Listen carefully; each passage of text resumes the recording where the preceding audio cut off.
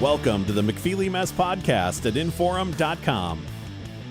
In-depth conversations and opinion covering a variety of topics from the world of news, sports, and more. Here's Mike McFeely. All right, welcome to another episode of the McFeely Mess Podcast, Inforum.com. And we are going to the belly of the beast, the epicenter of the American political world right now.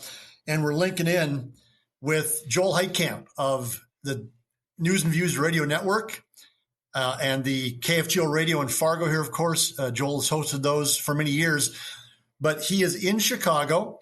He has attended the Democratic National Convention the last 3 days, and he was there last night when Tim Walz hit a 563-foot home run over the left field fence and introduced himself to America and the world as a pretty damn good vice presidential candidate for Kamala Harris. Joel, thanks for coming on at short notice. We appreciate it. How is Chicago? How are things looking?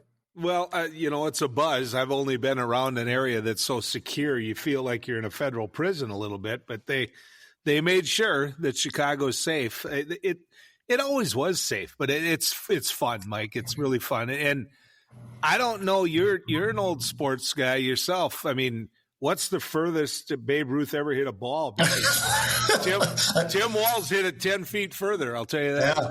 Well, I'll tell you this, and I've been posting on social media about this, and I included it in my newsletter today as well. But my wife and I were sitting in our palatial estate in North Moorhead, Minnesota last night, watching Hakeem Jeffries and watching Nancy Pelosi and watching the young poet laureate, I forget her name, I apologize, watching Josh Shapiro, watching Oprah Winfrey, get to Tim Walz, a night of incredible orators and energy and excitement. And my wife was lying on the couch and I was sitting in my chair and she said, "Didn't Joel ask you to go to this with him?" I said, yeah, he did. Thanks for bringing that up. And she goes, "Man, that was a really dumb decision. That was really stupid to not go." And I said, "I know that. Thank you, dear. Now, can we just keep on watching the speeches here?" And she says, "I mean, seriously, Mike, that was, wow. Think if you were there right now. I mean, I know, Michelle. Thank you. Let's move on now." So I want to get that out there that among the many screw-ups I've had in my life, this might be in the top 5 right now, not taking you up on your invitation, Joel. You're a pretty strategic man. I know exactly why you did that, so I wouldn't give you shit while we talked about it. Michelle is spot on, right? I think I used the word historic with you about 3, 4, 5, maybe 300 times. But yeah, I mean, you belong here, Mike, and I'm not saying that to blow smoke up you or whatever, but you belong here. This is everything a Minnesotan and a pure Minnesotan like you would love, because it's like a microcosm of everything you love about your home state. And it's happening in front of the world right now. So you were in the building last night. Let's just get to the good stuff. Tim Walz and his acceptance speech of the nomination to be Kamala Harris's running mate for the Democratic Party. I was on the edge of my seat with the hair on the back of my neck standing up, and at times my eyes welling up at certain moments of the speech. And you know where I'm going with that, because I think maybe yours probably did too, because you texted me that last night. But what was it like to be in the building and feel that energy and see a guy that that you communicate with regularly? Joel, let's make that clear as well. You know Tim Walz well. I know him a little bit. I've talked with him, of course, several times. But what was it like to be in that building and feel that energy and listen to those words and just say, "Oh my God, this is happening. It's incredible"? I think the best part for me, Mike, was a lot of the people that were there were obviously from all 50 states, but a lot of those individuals had gotten to know Tim by what they had seen in the media.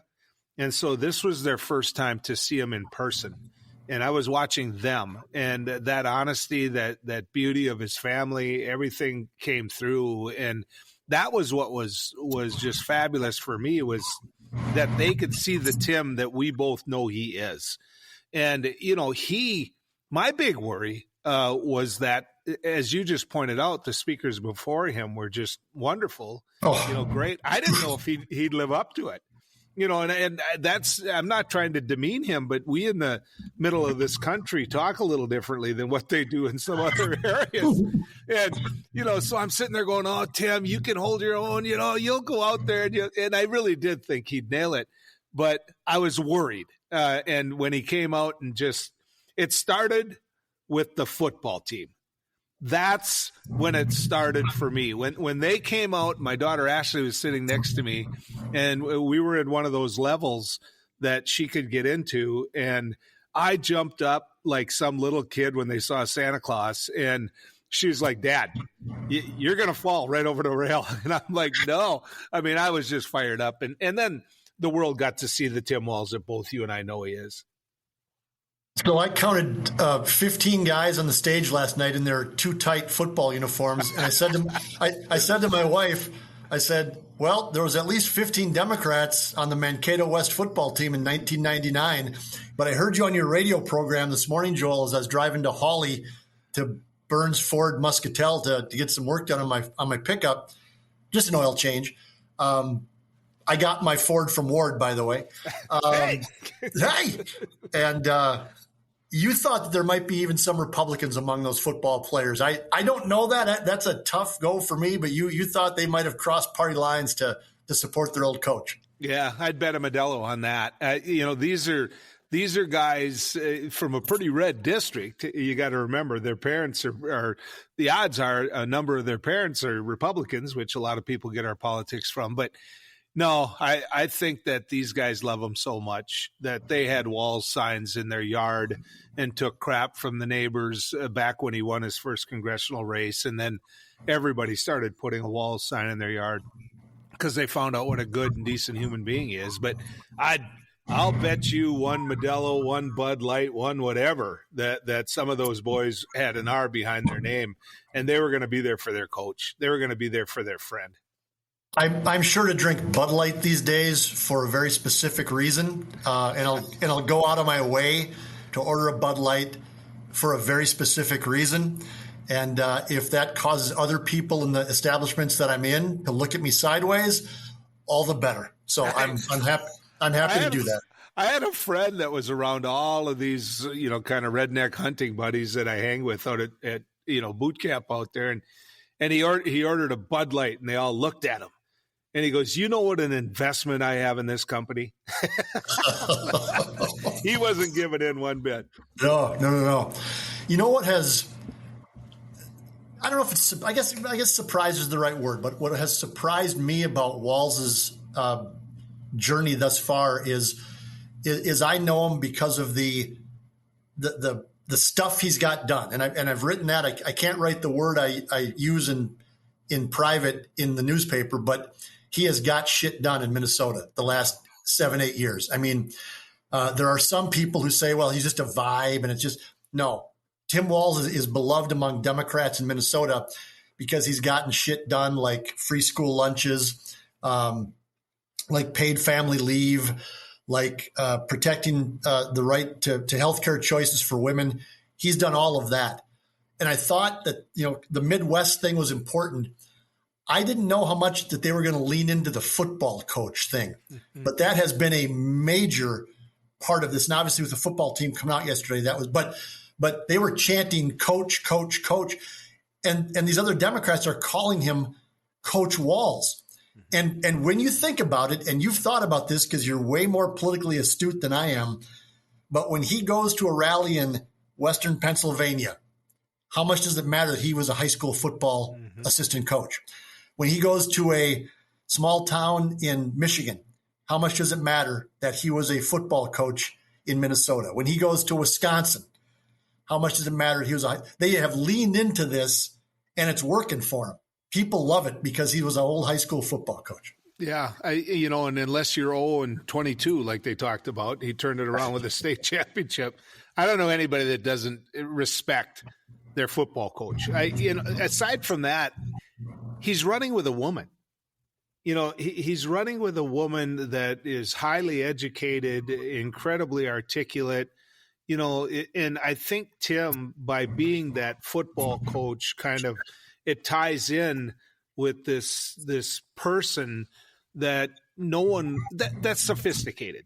I mean, let's face it, Kamala Harris is sophisticated. Tim Walz isn't sophisticated. He's me. He's you. It doesn't mean anything about his intellect. He's about as bright of a man as I've ever known. But, I mean, this is a guy whose wife sent him back into the bedroom to change clothes to go to the wedding because his clothes didn't match. You know that. I mean, that's who this guy is, and that's why I love him so much. And he's a school teacher, and they've leaned into that as well, that, usually when you're talking about a vice presidential choice or anybody in high elected office, the background is often a lawyer. You know that in your own family from being the brother of a former United States senator. But he is a public school educated. He is a former public school teacher, and he is a high school football coach. Mm-hmm. And all of those things make him way more like you and I and the average person listening to this podcast than being a lawyer who went to Harvard or Yale, which is just fine. If I could have gotten into Harvard or Yale instead of Morehead State, I would have went there and been happy with it. But Tim Walz is your next door neighbor. And it's a cliche. It's been beaten to death, but he is. You could see him living next to you in Mantador or in North Morehead, and he would just be a guy. And that matters again when people are looking at him, watching him going, wait a second, this guy was making, $19,000 a year out of college or whatever it was at the time. I mean, he's not that much different than me. Yeah. And I have no doubt he stayed in the Guard for duty for country. You know that, and I know that, but also to supplement his income. Mm-hmm. I mean, we all found ways to make an extra buck or two on the side. I mean, I refereed football. I did other, part-time jobs just to try to get ahead. In Tim's case, I truly believe that he loves life. And it comes through. I think you look at his opponents, one wrote a book about how much he didn't love his life. Another one wrote a book about trying to sell me steaks and sneakers and a Bible that he's never read. This Tim Walz guy adds an authenticity on a national stage. When people think of Tim Walz, they don't think of him as a congressman. I'm sure you've noticed that, Mike, but that is way down the list of things that's talked about, way down. The only thing that he's using the congressional seat for is, they bring up what he did for veterans there. I understand, and that's very relevant and important. But he's bragging about how he was the best shot in Congress when they went out trap shooting. Yeah. So that's who he is, and I don't know. I think they've got an understanding of him. I think the delegates last night fell in love with him. Like any group of people, there's 4,000 some people here that call themselves delegates. They're all smarter than whatever anybody else is when it comes to politics. If we don't believe it, ask them. Hell, I'm one of those, and so they've all got the idea that, it should have been Shapiro. It should have been Buttigieg. It should have been Kelly. It should have been this. And then, you have those debates at about 1 a.m, they even get more loud. After last night, they knew who it should have been. They knew. They were completely happy with their choice, and they have an energy going into the fall.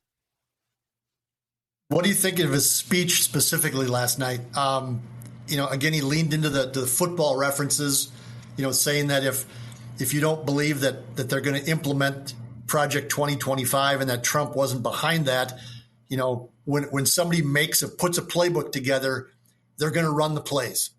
So he leaned into that. He, of course, talked about his accomplishments in Minnesota. He introduced himself in a way that I thought was impressive, because you and I know what he's done and who he is, but it was a very simple biography that allowed him to have those 4,000 some delegates who didn't know him, just know something about him. And yet he was also the pugilist who, took a couple swipes at Trump, of course, took a couple swipes at Vance, took a couple swipes at their politics, as he should. And of course, lifted up Kamala Harris and previewing her speech tonight. But I thought the speech was a stump speech. We've heard some before, but yet it was ramped up a couple notches with energy and with some lines we hadn't heard before. Well, and I'm a little disappointed in the Democratic Party here on a national scale because I've been walking all over the place trying to find that "Mind Your Own Damn Business" T-shirt. I can't find it. I mean, the guy's good. He's got game. Obama the other night talked about how Donald Trump is that neighbor that blows his leaf blower 24 hours a day right next to your bedroom window, right? Well, Tim Walz is a guy that 3 houses down would say, "Is he bugging you?" And then he'd put that leaf blower where Trump wouldn't want it, and so that's who he is. And I just see him as an individual throughout this campaign that grows more and more and more into that role. And the other thing that should be pointed out, we're talking about coaching. He was an assistant coach. He knew what it was like to be that guy that can run a defense and have a certain level of ability and authority. He's not going to be the top of this ticket. Excuse me. He's going to be the number 2 man. And you're already seeing how well he's handling that. He steps away, even though the crowd's chanting and hollering his name. And now with the love that's poured out for him here, it's going to be even a harder challenge, but he's up to it because he isn't a braggart. I mean, it's going to be easy for him. And for anybody else, it'd be like, "Oh, yeah, they love me," and that's yes. Tim Walz, Who was the bigger star last night of Tim Walz's speech? Was it the candidate himself or was it his son, Gus? Because I would argue, as I did in my column that I wrote at midnight last night after the speech, that maybe it was Gus. I mean, that young man is a national icon right now. I mean, it was, and I talked earlier about, as I was sitting watching the speech with my wife, there was a point where I welled up and I got choked up. And it was when I saw his son, and I'm doing it again, crying and looking up at the stage and pointing and saying, "That's my dad." Yeah. I mean, what a moment. Yeah. And it got me too. And I'm sitting next to Ashley and I'm like, any dad, you don't want her to know, it's the way we were raised. You ain't going to let your daughter know you're crying. And she caught me. And later on she said, "I haven't seen you do that, but a couple of times, Dad. And so that one really got to you." And I said, "Well, you don't watch me a lot when I'm watching movies." But Gus is just so authentic and just so real. And here's the biggest difference between our party and the Republican Party. Our party, I believe, isn't exploiting that. We're not using that. It's taking on its own life, but you're not seeing the Walz family or anybody pushing it. You're seeing the average common Joe pushing it because it's right. It meant something. It got to you. It got to me. It got to the nation. I personally think, and I know I'm right about this, that Donald Trump would have ran an ad already by now with Gus calling for, you to give money to my dad kind of BS. You know what I mean? Where Tim would never let his son be exploited that way. So it tells you what kind of father he is. That's what it told me, what kind of father he is. Well, I'll tell you this, is that I am obviously a Minnesota resident and pay fairly close attention to Minnesota politics. I didn't know that Tim and Gwen Walz had a special needs child until last night. I knew about Hope. That story's been out there. I didn't know that his son was special needs. And so when I saw that and read about it, I went, "Oh my God, this is not something that was out there." I mean, they didn't exploit it previously in any way, shape, or form. And I don't think it was a matter of trying to hide anything, but it just wasn't going to be elect me because of this or because of that. It was, this is my family and I'm going to deal with it and I'm going to get elected on my own merits and that's going to be it. Yeah. Well, you've been in all types of broadcasting. You've been in front of a TV camera, a radio mic like I am. And you're somebody who writes for a living. So you've got all of these means of communicating. Tim's got all of that and more, in radio, you get that mic shut off moment where you get to really just have a good, honest conversation where they can cuss if they want, and so you and I both know from doing radio as many years as you did that those moments are pretty precious. And I did know. And I asked him, I said, how's your boy doing? And he looked at me in one of those off moments and he goes, he got his driver's license. And I was like, yeah. He goes, yeah. He says, if you only knew how hard he worked to get that, Oh. And I was like, oh man, I am so happy for you. Yep. Okay. So the Walz family has not exploited that, but because of what happened last night, there's another way that he connects with regular people. Yeah. Everybody knows somebody that has special needs or has somebody like that in their family or has a neighbor kid or has a friend of your child who all of that connects. And that was an unbelievable moment last night where America, you have to be the most cynical, jaded son of a bitch to not look at that and just go, wow, that's something else. That being said, what's the over-under on how many days until Donald Trump mocks him or makes a joke? Happening. He's using surrogates to do it. I mean, Ann Coulter's out there doing it. There's a number of them that are being used as the tools to do it, and so it's getting so much pushback on them. But they'll, it's like J.D. Vance, talking about Tim's military history. I mean, it's not going to fly. These guys are looking for anything. They're so desperate right now. One of the things about that photo, that image, that video that we've all seen Gus in is look at his mom and his sister.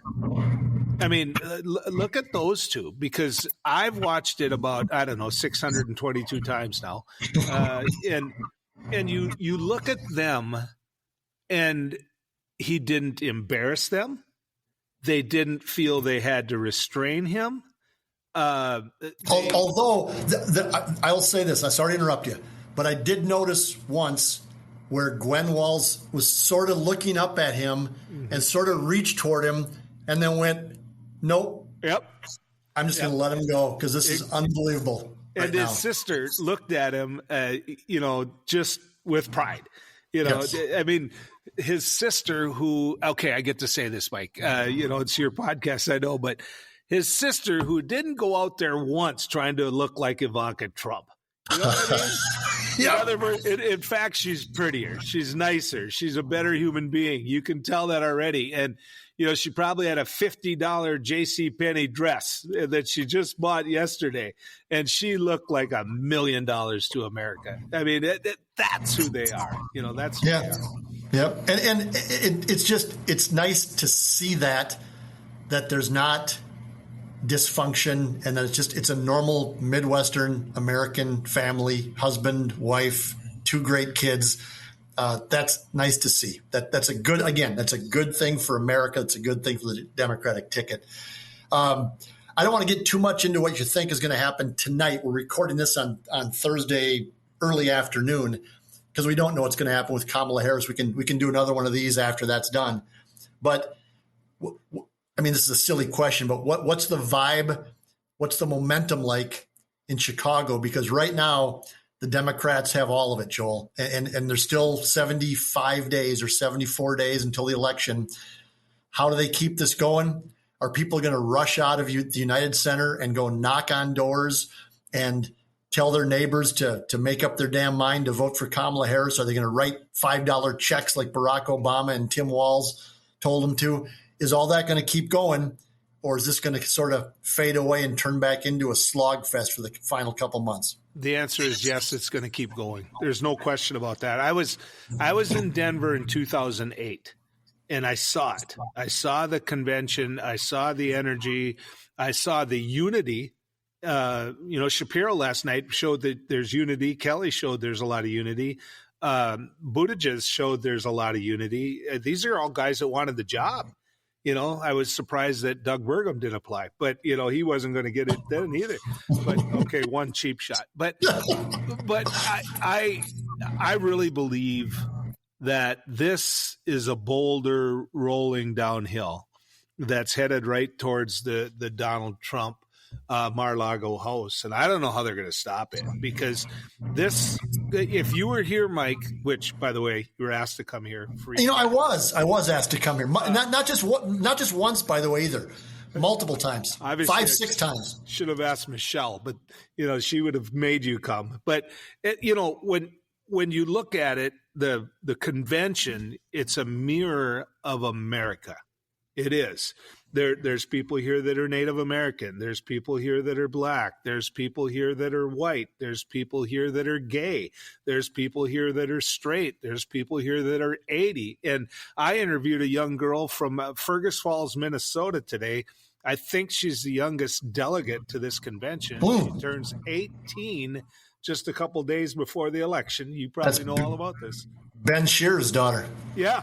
Yep. And she is fired up like you've never seen before. A 17-year-old girl getting national attention because she's got that kind of passion. I don't know how you stop that. I've been around a lot of campaigns, and you sure don't stop it by taking to social media and beating up on a man's son with special needs. You don't stop it that way, I'll guarantee you.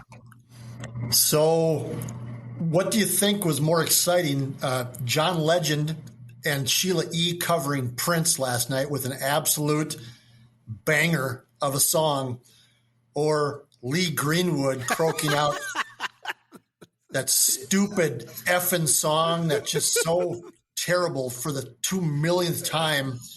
Which do you think got people more fired up, Joel? A or B? Yeah, I think it's A. It isn't just that, but they're talking about Pink tonight. They're talking about Beyonce. They got all these things going on.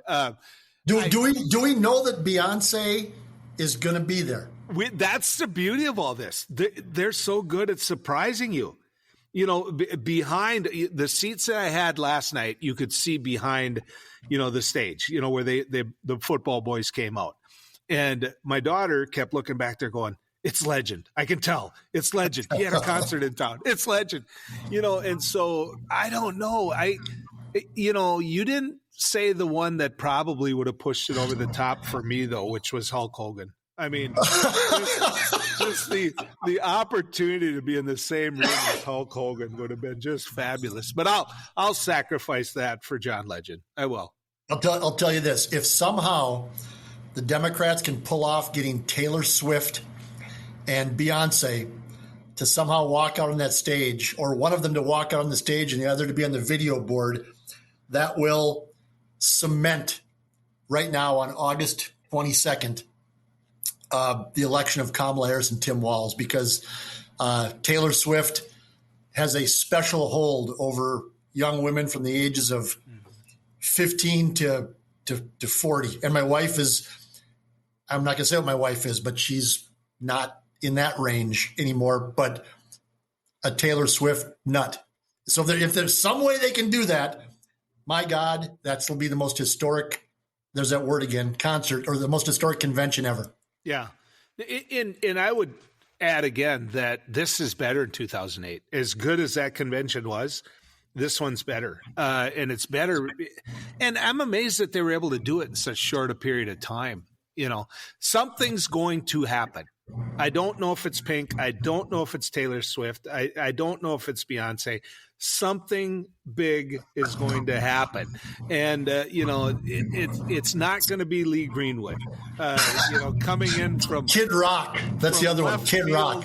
Left field at a Red Hawks game with his mic not working. It's not going to be that. It's going to be something that shows the diversity, the unity of this country. And I think their theme, Mike, of we're not going back, look forward. I think it's really resonating because the other side of the aisle put the same old man up 3 times now. 3 times, which if you think about it, do the math on 3 times 4. And that's the option they gave us. It's just like, hey, there's a lot of talented people out there, and this is who you're giving us a shot at for 3 times. I mean, well, you talk about talent, and that's the other thing that stood out yesterday. And to my wife as well, my wife is not nearly as deeply into politics as I am, but she mentioned after watching, again, Hakeem Jeffries and Josh Shapiro and Pete Buttigieg and Tim Walz, Michelle said, my God, the Democrats have an unbelievable amount of political talent right now. Mm-hmm. I mean, it's obvious. We call it the bench, right? I mean, it's right. Where I sat for much of my athletic career earlier in my life. But, I mean, the talent in the Democratic Party right now that's under the age of 55 or under the age of 50 is remarkable.